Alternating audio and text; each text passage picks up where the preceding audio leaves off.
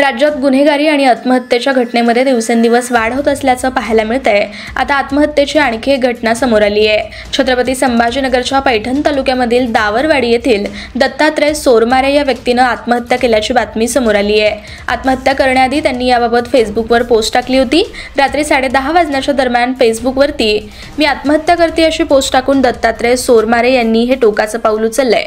त्यांनी दावरवाडी शिवारातील लिंबाच्या झाडाला गळफास घेऊन आत्महत्या केल्याची धक्कादायक घटना रात्री 11:15च्या दरम्यान उघडकीस आली आहे। आपल्या फेसबुक पोस्टमध्ये आत्महत्या करणाऱ्या व्यक्तीनं असं म्हटलंय की माझ्याकडे काही मित्रांचे पैसे आहेत, मला वाटलं होतं की माझं कुटुंब एज्युकेटेड होईल, मी माझ्या मुलाबाळांना चांगलं शिकवलं परंतु त्यांना चांगले संस्कार देऊ शकलो नाही, मुलाला उच्च शिक्षित केलं, त्याचं फळ मी आज भोगतोय। मी आज नाईलाजास्तव आत्महत्या करतोय, तरी माझ्या सर्व मित्रांनी मला माफ करावं अशी पोस्ट या व्यक्तीनं फेसबुकवर आत्महत्येपूर्वी टाकली होती। ही माहिती पोलिसांना कळताच त्यांनी तात्काळ या व्यक्तीचं लोकेशन ट्रेस केलं आणि घटनास्थळी दाखल झाले, परंतु तोपर्यंत उशीर झाला होता आणि सोरमारे यांनी लिंबाच्या झाडाला गळफास घेऊन आपली जीवन यात्रा संपवली होती। या घटनेनं संपूर्ण परिसर हादरला असून नागरिकांनी हळहळ व्यक्त केली आहे। पोलीस सध्या या प्रकरणाचा तपास करत आहेत।